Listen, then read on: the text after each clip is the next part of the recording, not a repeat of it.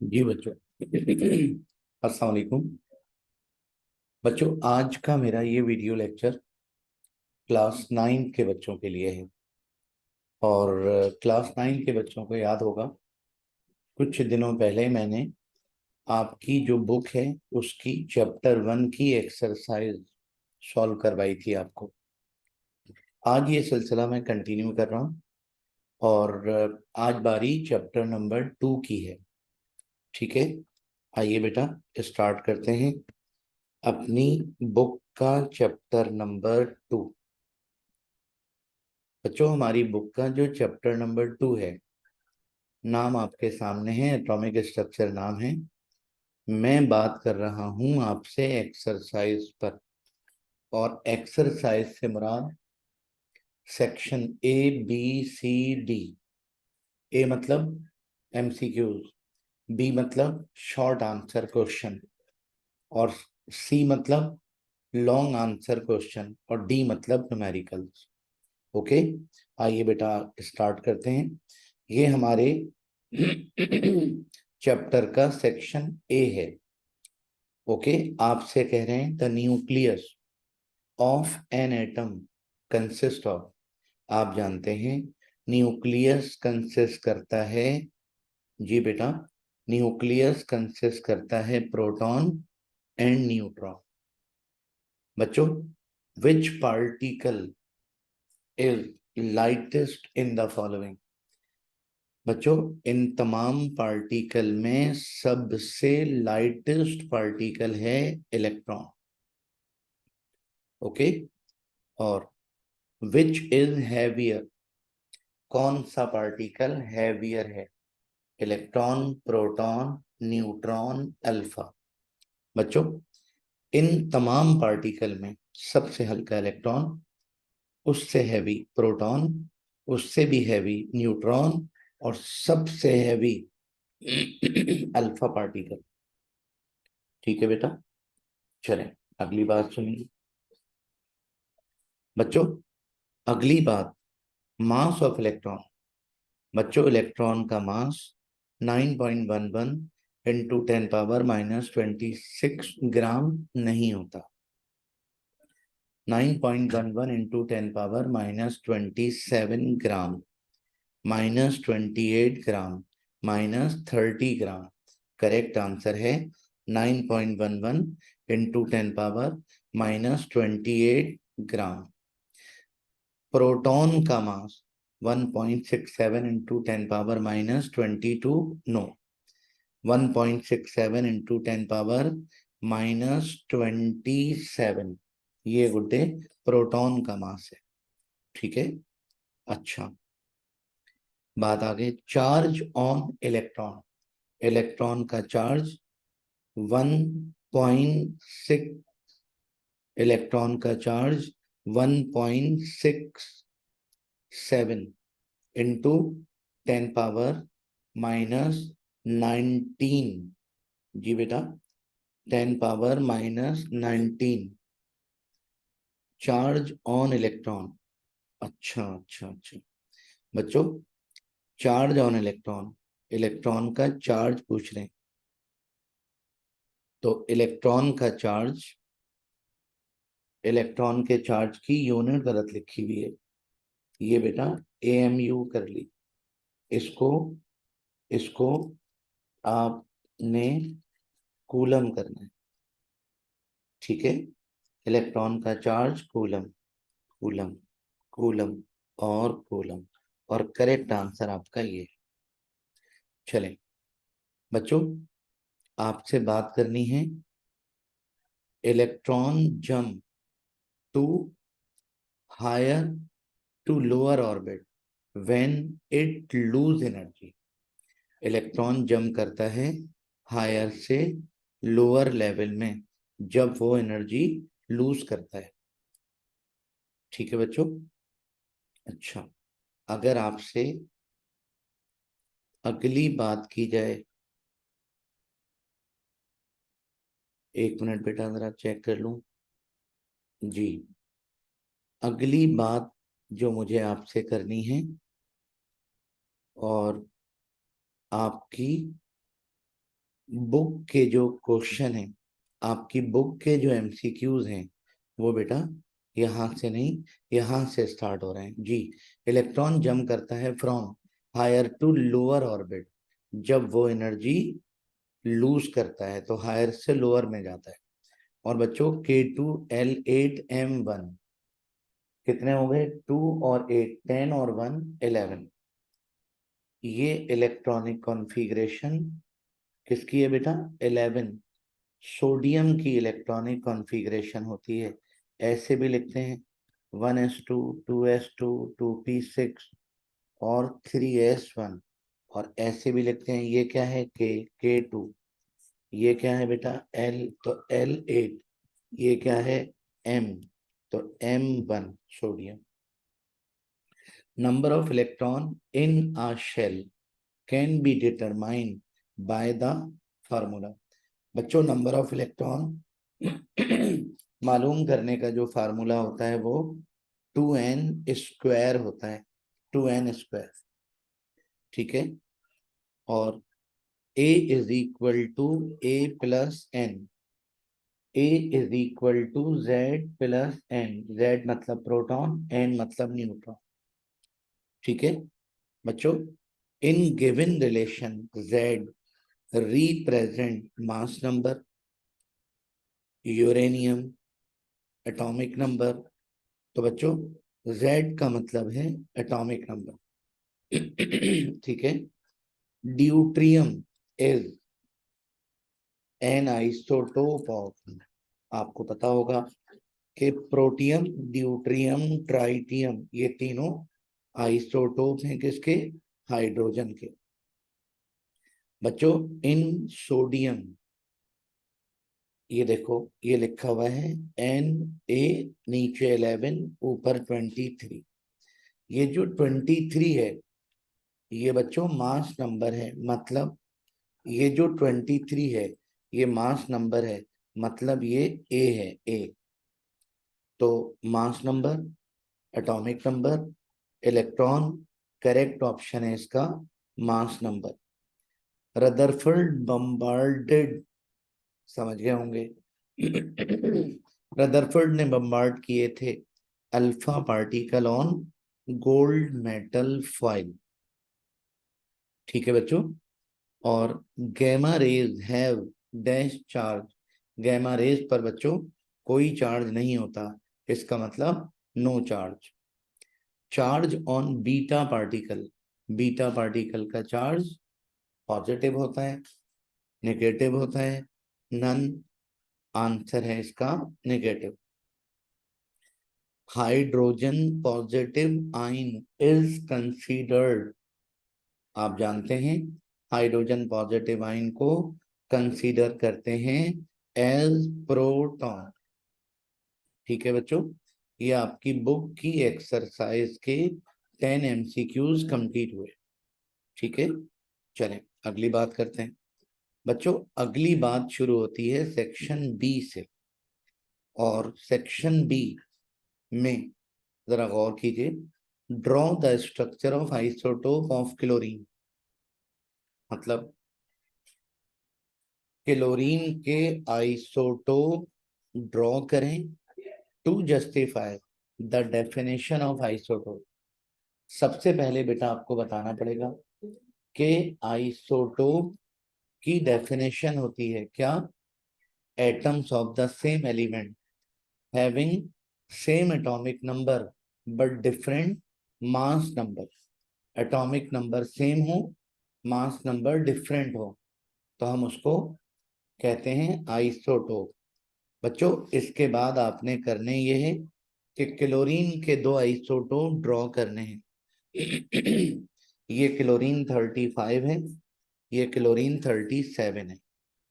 Atomic number ये रहा दोनों का 17, और मास नंबर ये रहा 35 और 37। तो आपने क्लोरीन के आइसोटोप ड्रॉ करके साबित कर दिया कि ये दोनों क्लोरीन के आइसोटोप हैं। ये आपकी बुक का क्वेश्चन है, एग्जाम में अगर आए तो ऐसे बेटा अच्छा करके लिखना। और ख्याल रखना ये कोई लॉन्ग नहीं है, ये गुड्डे शॉर्ट है। Okay, question number 2। An atom has 5 electron in M shell. बच्चों के एल एम, एम में 5 इलेक्ट्रॉन है तो डेफिनेटली के में 2 होंगे, एल में 8 होंगे, जब ही तो एम में 5 होंगे। इनको काउंट करें तो ये बने 15। Find out atomic number. इसका एटॉमिक नंबर मालूम करने के लिए तीनों को जमा कर दीजिए, ये बनेगा 15। तो बच्चों an atom which has 5 electron in M shell यानी third shell mean 15 electron, therefore atomic number of this atom will be 15। बच्चों आपने 15 इलेक्ट्रॉन की कॉन्फ़िगरेशन लिखनी है। बताइए 15 इलेक्ट्रॉन की कॉन्फ़िगरेशन कैसे लिखेंगे? 1s2 2s2 2p6, 1s2 2s2 2p6, 3s2 3p5। Okay, और 15 एटॉमिक नंबर सिर्फ एक ही एलिमेंट का है और उसका नाम है फास्फोरस। तो ये बेटा आपका आंसर कंप्लीट हुआ।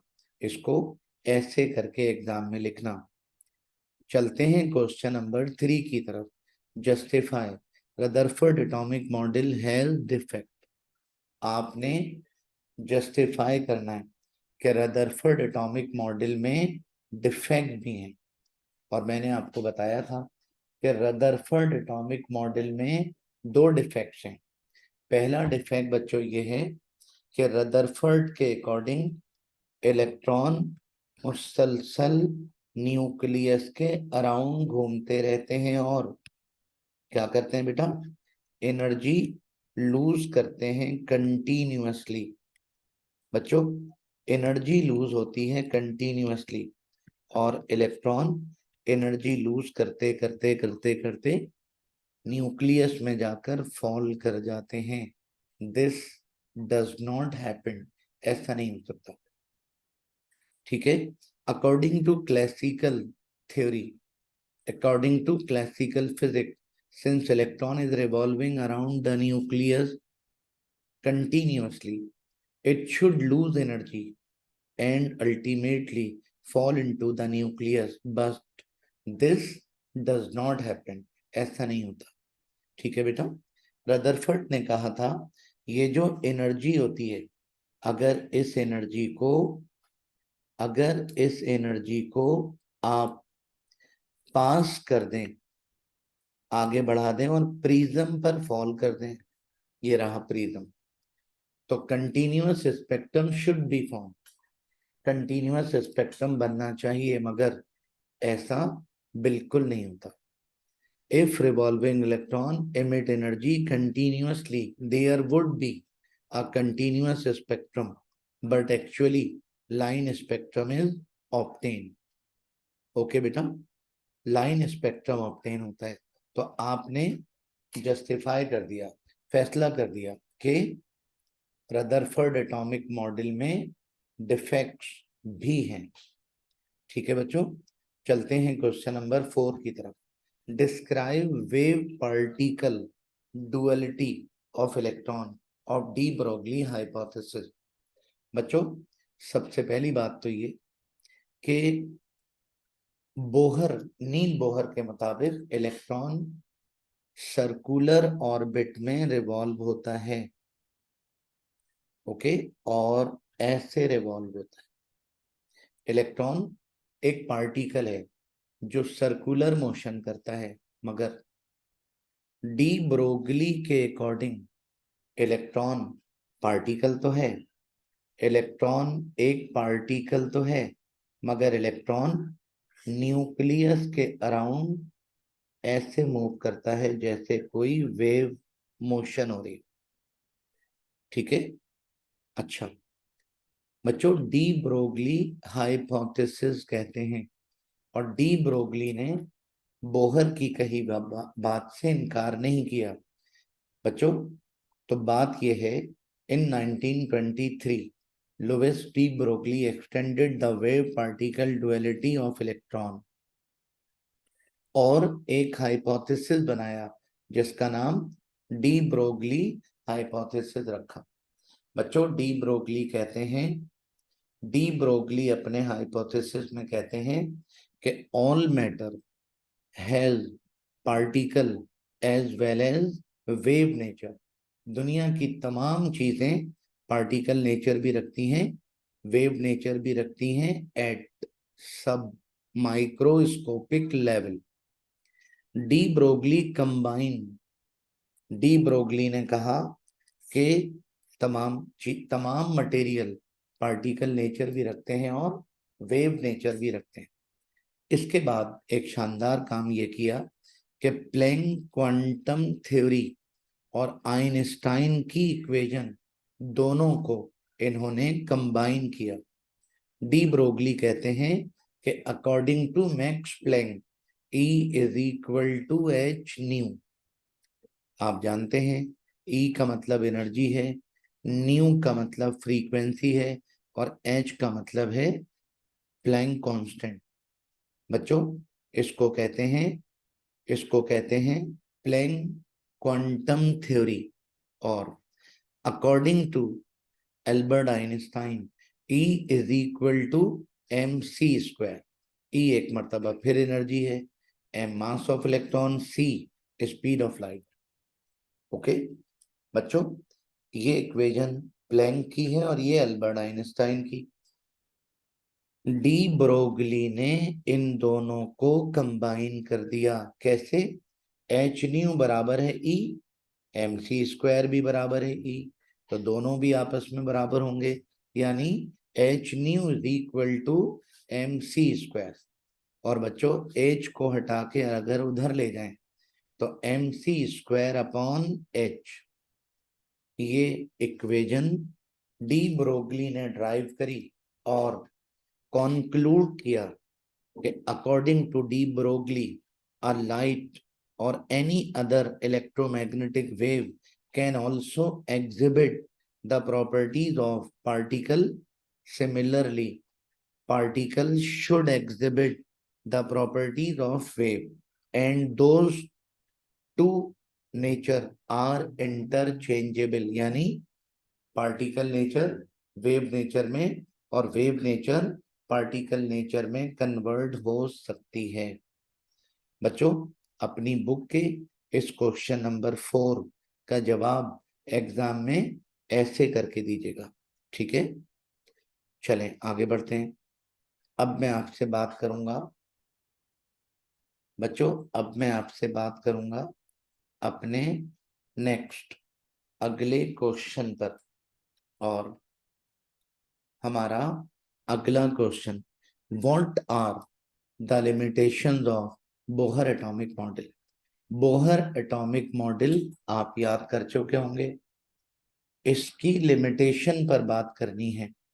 और बच्चों, पहली limitation, Bohr model is only applicable to hydrogen. No doubt, Bohr ने जो एटॉमिक मॉडल दिया वो हाइड्रोजन पर एप्लीकेबल है, and those species which have single revolving electron. ठीक है, और single revolving electron helium ion में भी होता है। वैसे तो 2 इलेक्ट्रॉन होते हैं, लेकिन ये हीलियम आयन है तो 1 इलेक्ट्रॉन। लिथियम +2, लिथियम में 3 इलेक्ट्रॉन होते हैं, लेकिन चूंकि +2 है इसलिए इसमें 1 इलेक्ट्रॉन होगा। बेरिलियम +3, बेरिलियम का एटॉमिक नंबर 4 होता है, लेकिन चूंकि ये +3 है तो 1 इलेक्ट्रॉन होगा। बोहर की एटॉमिक थ्योरी सिर्फ उन पर एप्लीकेबल है जिनमें 1 इलेक्ट्रॉन हो। बच्चों, ये एक्सप्लेन नहीं करती मल्टी इलेक्ट्रॉन सिस्टम। जैसे हीलियम एटम में 2 इलेक्ट्रॉन, लिथियम एटम में 3 इलेक्ट्रॉन, बेरिलियम में 4 इलेक्ट्रॉन, बोरोन में 5 electron. Bohr atomic model, Bohr atomic theory इनमें से किसी पर भी एप्लीकेबल नहीं है। तो गुड डे, पहला limitation. Number 2, according to Bohr concept, electron revolve around the nucleus in circular orbit. Later on, it was proved that electron did not move in single plane, but in three-dimensional. Electron single plane में move नहीं करता. Single plane मतलब circular. Electron इस तरह move नहीं करता.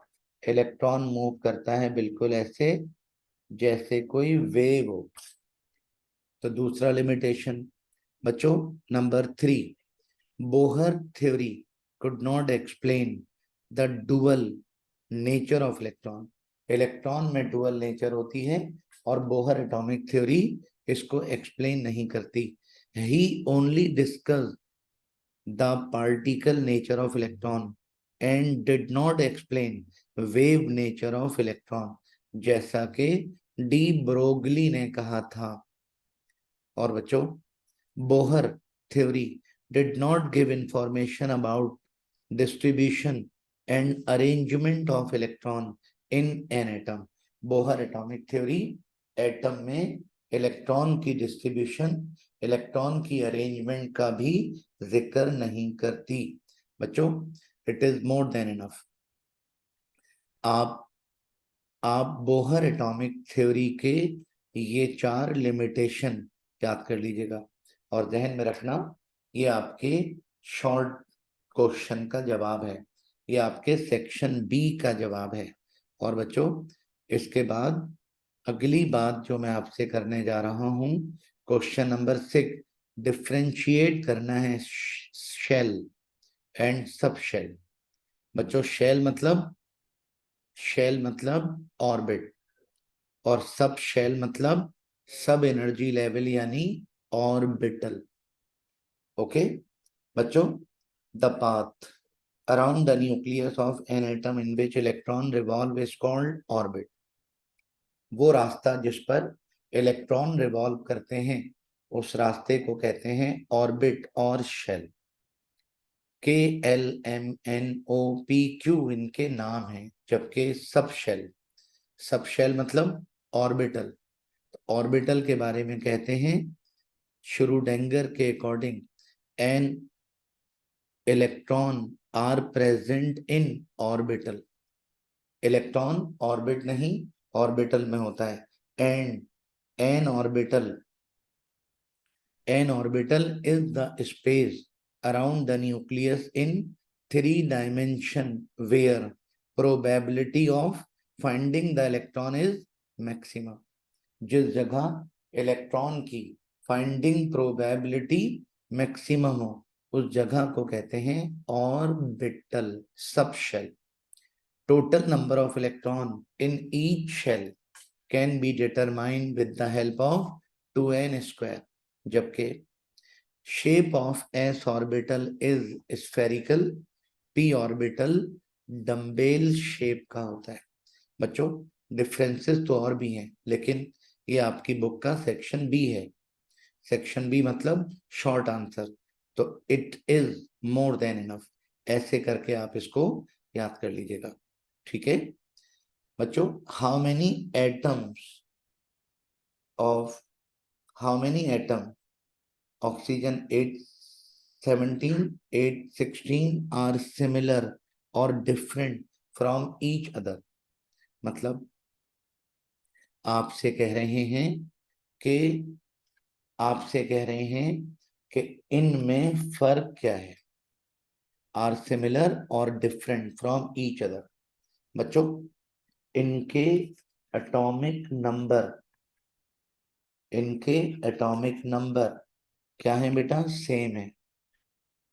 इनके mass number different है, यानी ये दोनों आइसोटोप्स हैं. एक बात, इन दोनों में इलेक्ट्रॉन बच्चों 8, प्रोटॉन बच्चों 8 और न्यूट्रॉन एक में होते हैं 8 और दूसरे में एक में 8 और दूसरे में न्यूट्रॉन होते हैं 9. तो इन दोनों में ये डिफरेंस है.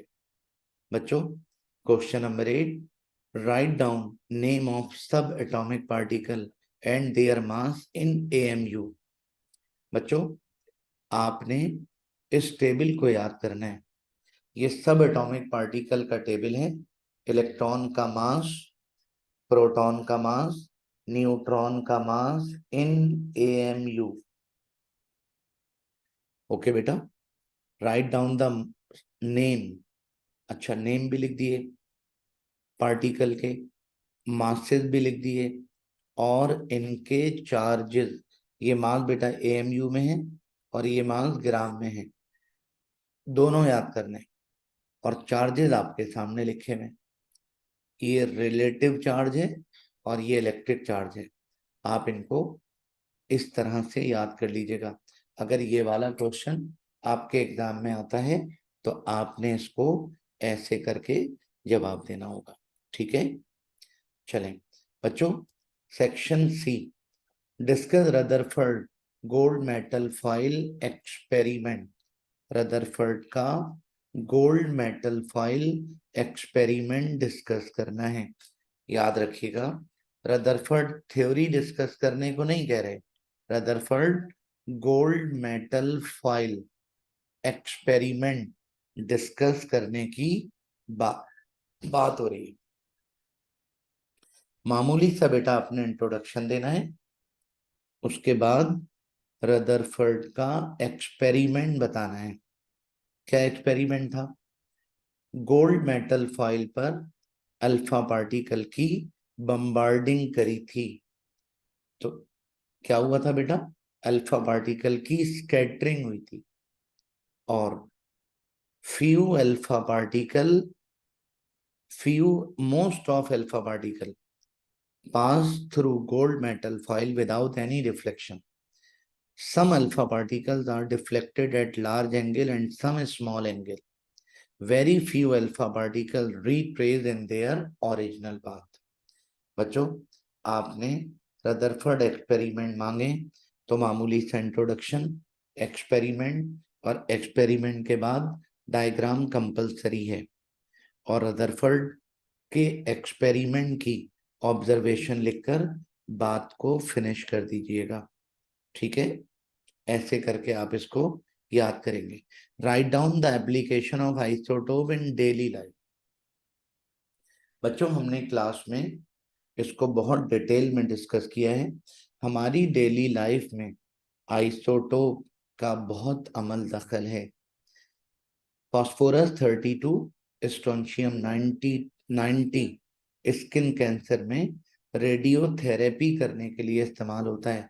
कोबाल्ट 30 हमारे बॉडी के इंटरनल ऑर्गन की रेडियोथेरेपी करने के लिए इस्तेमाल होता है। आयोडीन बेटा थायराइड ग्लैंड की रेडियोथेरेपी करने के लिए इस्तेमाल होता है। और टेक्नीशियम इससे रेडियोथेरेपी करते हैं, मॉनिटर करते हैं बोन की ग्रोथ और फ्रैक्चर हीलिंग। गैमा रेडिएशन बच्चों, कोबाल्ट 60 से निकलने वाली गैमा रेडिएशन से क्या करते हैं? मेडिकल इंस्ट्रूमेंट और ड्रेसिंग को हार्मफुल बैक्टीरिया से महफूज रखते हैं। ये तमाम बातें मैं जल्दी आपसे इसलिए कर रहा हूं कि इन पर तफसील से बात आपसे हो चुकी है। बच्चों, americium 244, gold 198, technetium 99, uranium 235, carbon 14, polonium 238, इन तमाम एप्लीकेशंस को आप इस तरह जैसे लिखा हुआ नजर आ रहा है ऐसे करके बेटा याद कर लीजिएगा लाजमी। ठीक है, explain Bohr atomic model is different from Rutherford atomic model.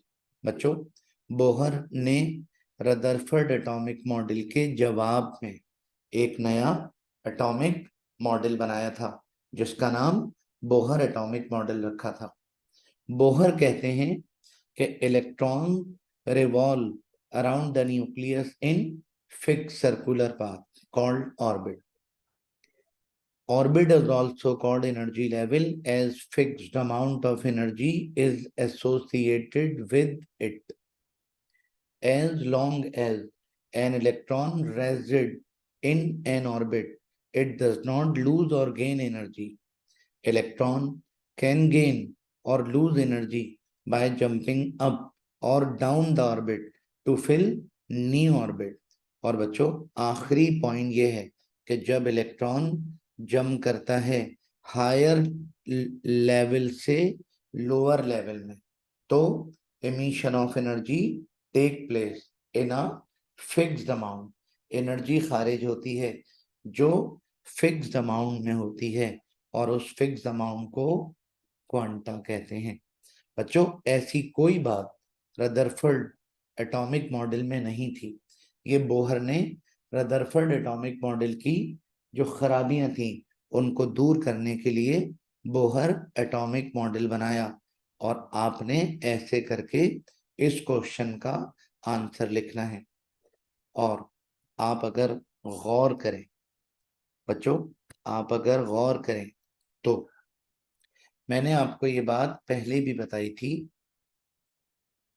मैंने ये बात आपको पहले भी बताई थी कि बोहर के अकॉर्डिंग इलेक्ट्रॉन, बच्चों बोहर के अकॉर्डिंग इलेक्ट्रॉन रिवॉल्व करता है। कैसे? ऐसे। बोहर के मुताबिक इलेक्ट्रॉन बच्चों रिवॉल्व करता है यूं, जबकि डी ब्रोगली के अकॉर्डिंग, डी ब्रोगली के मुताबिक इलेक्ट्रॉन वेव नेचर रखता है और वेव की फॉर्म में रिवॉल्व होता है। ठीक है, अच्छा। Prove that modern theory de Broglie is related with Einstein Planck quantum theory. Section B में अभी आपसे ये वाली बातें हो चुकी हैं।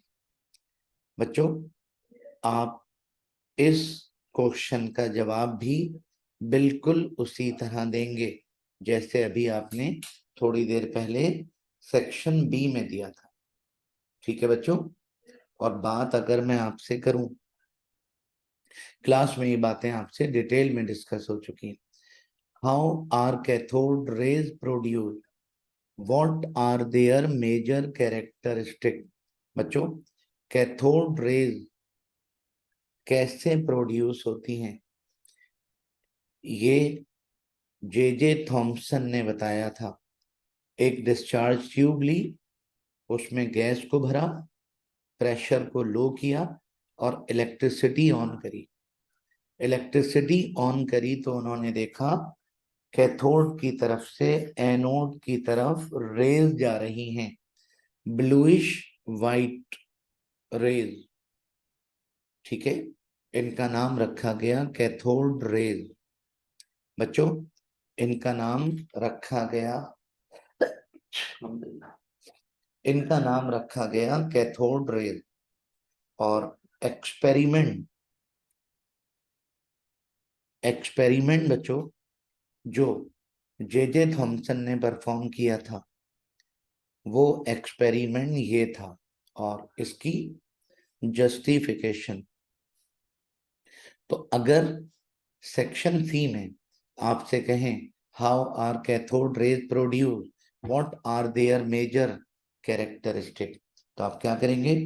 Rutherford sorry cathode rays experiment की हेडिंग बनाएंगे, इंट्रोडक्शन देंगे। Fundamental particle carrying negative charge was discovered by J.J. Thomson in 1897 by British physicist J.J. Thomson and William Crookes। इसके बाद बच्चों डिस्चार्ज ट्यूब के बारे में लिखेंगे और रदरफोर्ड का एक्सपेरिमेंट बताकर आप जस्टिफिकेशन दे देंगे। याद रखिएगा ये सेक्शन सी है, इसमें इसमें डायग्राम बनाना कंपलसरी है। ये तमाम बातें बेटा आपसे क्लास में डिस्कस हो चुकी हैं, इन्हें अच्छा करके ऐसे करके याद कर लीजिएगा। ठीक है, अच्छा। रही बात कैरेक्टरिस्टिक्स की, तो कैथोड रेज की जो कैरेक्टरिस्टिक आपसे डिस्कस करनी है बच्चों, कैथोड रेज की जो कैरेक्टरिस्टिक आपसे डिस्कस करनी है, आप इन तमाम कैरेक्टरिस्टिक्स को बहुत अच्छा करके जानते हैं। कैथोड रेज को डिस्कवर बच्चों किया था विलियम क्रुक्स ने। कैथोड रेज को डिस्कवर किया था विलियम क्रुक्स ने while he was studying electrical discharge in gases. Okay बेटा, जबकि J Thomson discovered that cathode rays consist of negatively charge particles called electron. Okay बच्चों, विलियम क्रुक्स ने cathode rays को discover किया और जे थॉमसन ने इनको इन्वेस्टिगेट किया, और जे थॉमसन की इन्वेस्टिगेशन एक वीडियो की शक्ल में हमारे पास मौजूद है। Cathode, anode, vacuum tube, vacuum pump लगाते हैं जिसमें, और बच्चों पावर सोर्स एंड स्टैंड। बच्चों ट्यूब के अंदर गैस को भरकर जब इलेक्ट्रिसिटी ऑन करते हैं तो बताओ बेटा क्या होता है? Cathode is emitting a stream of rays. Cathode की तरफ से रेज निकलती हैं और अभी आपके सामने ये रेज आपको निकलती हुई नजर भी आएंगी। ठीक है बेटा, और से देखिएगा, cathode is emitting a stream of raise travel toward, ये देखिए कैथोड की तरफ से बच्चों एनोड की तरफ रेज जा रही हैं। यही वो रेज हैं जिनका नाम रखा गया था कैथोड रेज। ओके बेटा, जे थॉमसन ने इनको इन्वेस्टिगेट किया और हमें बताया कि cathode rays travel in straight line, और कैथोड रेज आपको स्ट्रेट लाइन में जाती हुई नजर भी आ रही होंगी, और एक ऑब्जेक्ट जो बीच में रखा हुआ है उसका शेडो बना हुआ नजर भी आ रहा होगा आपको। ठीक है बच्चों, इसका मतलब ये प्रूव है कि कैथोड रेज स्ट्रेट लाइन में ट्रेवल करती हैं। Cathode rays consist of negatively charge particle. ये देखो, अभी ये रेज बिल्कुल स्ट्रेट जा रही थी और जब हमने पॉजिटिव और नेगेटिव प्लेटें लगाई तो पॉजिटिव की तरफ बेंड हो गई। इसका मतलब ये पहला प्रूव है कि they consist of negatively charge particle. बच्चों मैग्नेट अगर लेकर जाएं कैथोड रेज की तरफ तो ये देखिए नॉर्थ पोल ऐसे अट्रैक्ट कर लेता है कैथोड रेज को। इसका मतलब कैथोड रेज, अच्छा बच्चों इसको आगे जाने दीजिए। कैथोड रेज एक्सरेज भी प्रोड्यूस करती हैं जब कोलाइड होती हैं एनोड के साथ, लेकिन आपके लिए ये इररेलेवेंट बात है। अपने मतलब की बात आप देख लीजिए, और आपके मतलब की बात ये है cathode rays travel with high speed almost equal to the speed of light and hence possess kinetic energy. Cathode rays high speed से ट्रेवल करती हैं और ये जो व्हील घूमता हुआ नजर आ रहा है ये प्रूव है इस बात का कि कैथोड रेज जिससे टकराती हैं अपनी एनर्जी उसमें ट्रांसफर भी कर देती हैं। बच्चों ये जो प्रॉपर्टीज अभी अभी आपने देखी हैं कैथोड रेज की प्रॉपर्टीज हैं, और इन प्रॉपर्टीज को ऐसे करके 1 2 3 4 5 ऐसे बेटा याद करना, एग्जाम में इनको ऐसे लिख कर आना। Question number 6, describe Schrodinger atomic model. बच्चों श्रोडिंगर साइंटिस्ट थे जिन्होंने 1926 में ऑस्ट्रिया से ताल्लुक था, फिजिशिस्ट थे। बोहर एटॉमिक मॉडल को एक स्टेप और आगे बढ़ाया और एक नया एटॉमिक मॉडल दिया। बच्चों श्रोडिंगर ने वर्किंग की, और वर्किंग ये थी कि उन्होंने हाइड्रोजन एटम लिया because it has 1 proton and 1 electron, और इन्होंने प्रूव किया मैथमेटिकली क्या कि electron can be find in different position around the nucleus and determine by there probability. इन्होंने मालूम किया कि इलेक्ट्रॉन न्यूक्लियस के अराउंड सेम पोजीशन पर नहीं, कभी किसी कभी किसी कभी किसी पोजीशन पर होता है, और मैथमेटिकली मालूम किया कि इलेक्ट्रॉन कहाँ है, और बताया कि जिस जगह इलेक्ट्रॉन होता है उस जगह को कहते हैं orbital. Schrödinger atomic model determined that electron can be found in various location around the nucleus. Electron various location पर होता है. He found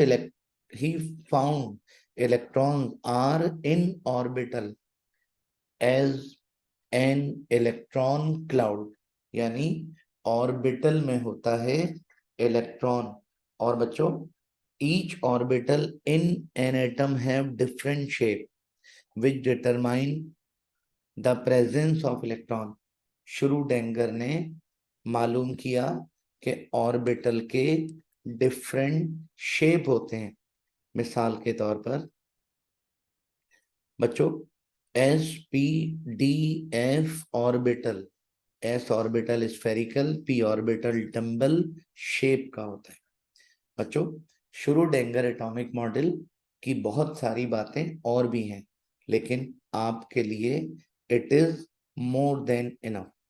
number and kind of orbital depend upon energy of subshell, यानी कितने electron होंगे, कितने electron होंगे, कितने orbital होंगे, ये डिपेंड करता है इलेक्ट्रॉन की एनर्जी पर। ठीक है बच्चों, डिस्क्राइब ब्रीफली, ब्रीफली मतलब मुख्तसरन, experiment which provide clue the evidence of electron, proton and neutron in an atom. बच्चों, इलेक्ट्रॉन की डिस्कवरी ऐसे हुई, जो डायग्राम आपको नजर आ रही है। व्हेन अ करंट ऑफ, बच्चों, when a current of high voltage is passed between electrode, a bluish white light, बच्चों, a bluish white light extending from cathode towards anode, एक bluish white light extend करती है। The rays appear to travel in a straight line, rays बच्चों travel करती हैं in straight line.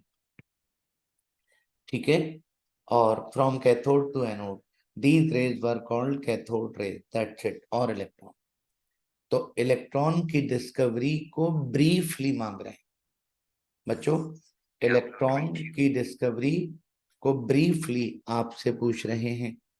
और electron की discovery, cathode rays discover करी William crooks ने, और जे थॉमसन ने प्रूव किया कि ये जो कैथोड रेज हैं ये एक्चुअली इलेक्ट्रॉन्स हैं। और अभी अभी मैंने आपको जो वीडियो दिखाई थी उसमें आपने साफ देखा था कि कैथोड की तरफ से रेज निकल रही हैं, और इन रेज को कैथोड रेज नाम रखा क्रुक्स ने, और जे थॉमसन ने इनका नाम इलेक्ट्रॉन रखा।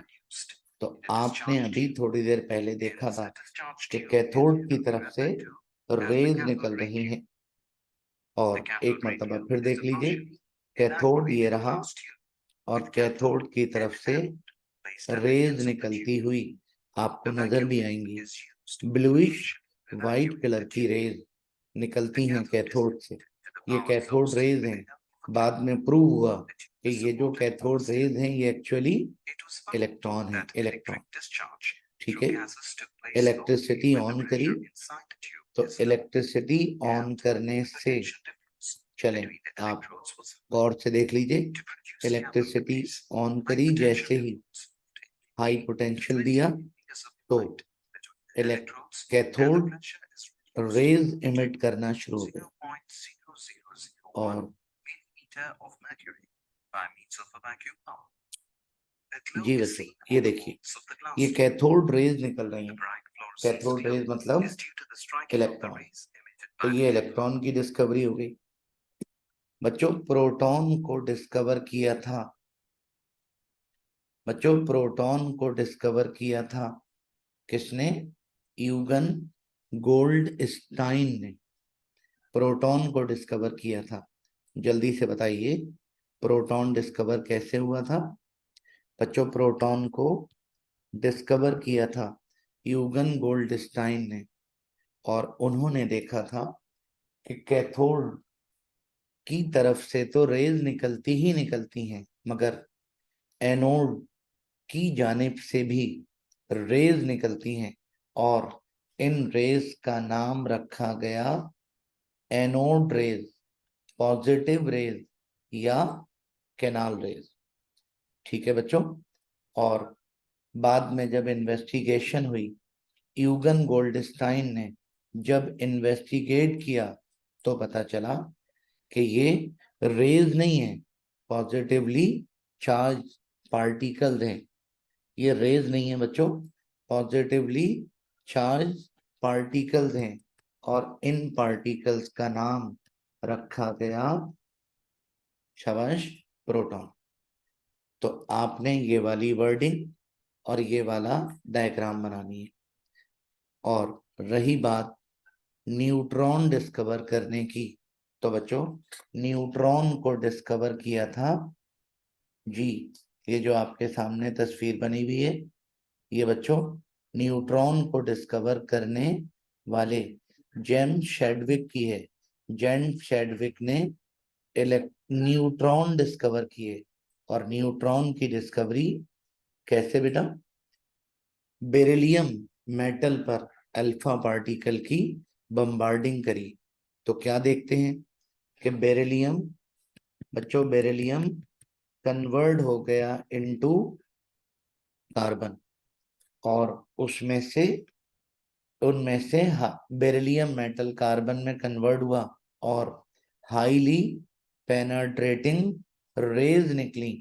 इन रेज का नाम, हाईली पेनेट्रेटिंग रेज जिन पर कोई चार्ज नहीं था, इन रेज का नाम शेडविक ने रखा न्यूट्रॉन। और आप ये मंजर अपनी आंखों से देखना चाहें तो देख लीजिए, अल्फा पार्टिकल की बम्बार्डिंग हो रही है बेरिलियम मेटल पर, और बेरिलियम मेटल में से रेज निकल रही हैं। ठीक है, ये पावरफुल रेडिएशन थी। जब इलेक्ट्रिक फील्ड में रिस्पॉन्स चेक किया गया, तो पता चला नो रिस्पॉन्स। मैग्नेटिक फील्ड में नो रिस्पॉन्स, इसका मतलब ये नेगेटिव नहीं है, ये पॉजिटिव नहीं है, ये न्यूट्रल पार्टिकल्स हैं जिनका नाम रखा गया न्यूट्रॉन। तो बच्चों आप ऐसे करके याद कर लीजिएगा। बात करनी है आपसे how many proton, neutron and electron. बच्चों अगर नंबर 1 पर बात करूं, तो नंबर 1 में जो नीचे लिखा हुआ है ये Z है, मतलब एटॉमिक नंबर, और जो ऊपर लिखा हुआ है ये मास नंबर यानी A है। अब आपको क्या निकालना है? आपको प्रोटॉन मालूम करना है, इलेक्ट्रॉन मालूम करना है, और न्यूट्रॉन मालूम करना है। जी बेटा, कैसे पता करेंगे? कैसे पता करेंगे? Atomic number mean proton. तो बच्चों the number of proton, proton will be, कितने होंगे? 26। और डेफिनेटली नंबर ऑफ इलेक्ट्रॉन, बच्चों इलेक्ट्रॉन कितने होंगे? इलेक्ट्रॉन भी 26 होंगे।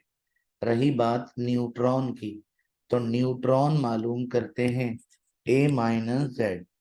तो A बच्चों कितना है? 56। Z कितना है? 26।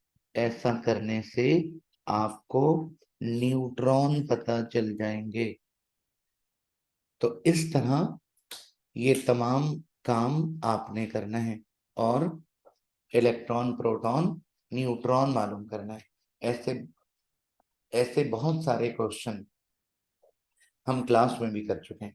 अगर ये क्वेश्चन आपको क्लास में करवाना हो तो हमसे करवा लीजिएगा, ठीक है।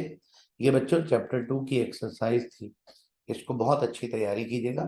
अनकरीब मैं इंशाल्लाह आपको चैप्टर 3 भी प्रोवाइड करूंगा, चैप्टर 3 का सलूशन प्रोवाइड करूंगा एक्सरसाइज का, ठीक है। अपनी पढ़ाई का बहुत ज्यादा ख्याल रखिएगा। अल्लाह हाफिज।